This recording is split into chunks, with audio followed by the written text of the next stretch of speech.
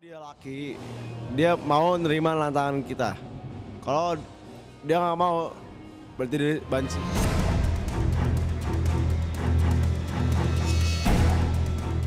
Kegeraman Ahmad Al-Ghazali atau yang biasa disapa Al ini bukanlah tanpa alasan. Emosinya semakin membara setelah ocehan pengacara Farhad Abbas di media sosial Twitter semakin menjadi.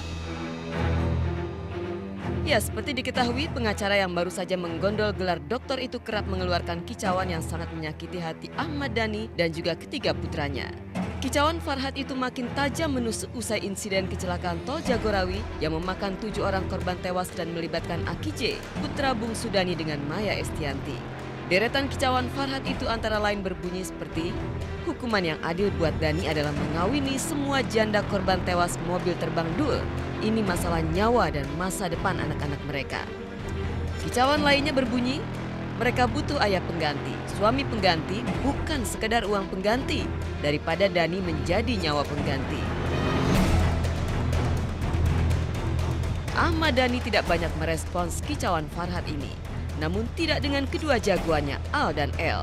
Kedua kakak beradik ini melontarkan tantangan pada Farhad Abbas untuk adu jotos di ring tinju saja, daripada terus-menerus menyerang ayah mereka dengan kata-kata yang pedas.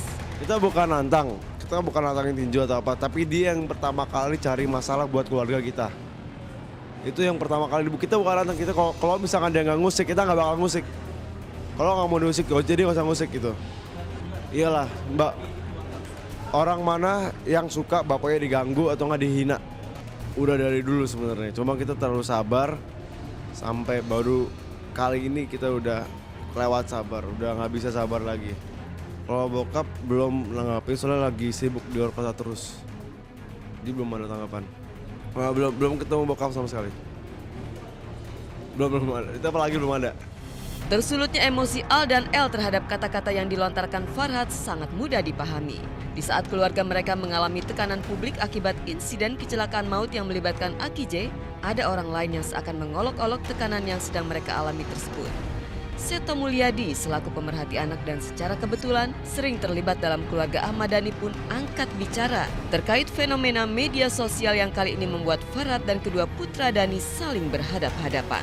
Ya, karena apapun yang ditulis di media sosial ini kan terbuka sekali dibaca oleh semua orang. Jadi kadang-kadang sesuatu yang sangat sensitif bisa cepat memicu emosi seorang, ya, membakar emosi, nah kemudian dibalas, nah akhirnya terjadi berbalas pantun tapi dalam suasana yang sangat emosional. Nada bijak yang dilontarkan Seto Mulyadi tentu saja dimaksudkan agar perseteruan antara Farhad Abbas dan kedua putra Ahmad Dhani itu tidak semakin runcing. Usia Al dan El yang masih remaja tentu membuat keduanya belum stabil secara emosi. Karena itu jika tidak ada yang mengingatkan mereka untuk berpikir jernih, bisa jadi adu jotos secara fisik itu akan benar-benar terjadi. Iya, bisa saja ya bagi seorang yang masih tergolong remaja, itu memang masih labil, masih emosional.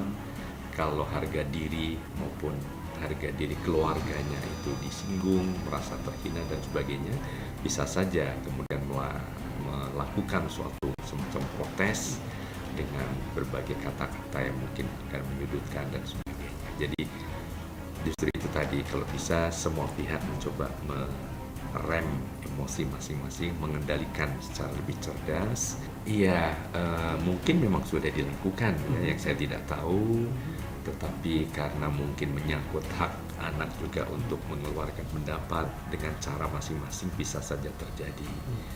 Tetapi itu tadi yang paling penting sebetulnya, media mohon juga mundur dari kasus ini karena takutnya akan menjadi suatu model bahwa di dalam menyelesaikan berbagai permasalahan justru harus dengan emosi dan akhirnya dikhawatirkan nanti betul-betul turun ke ring tinju dan terjadi suatu hal yang sebetulnya tidak harus dilakukan demikian.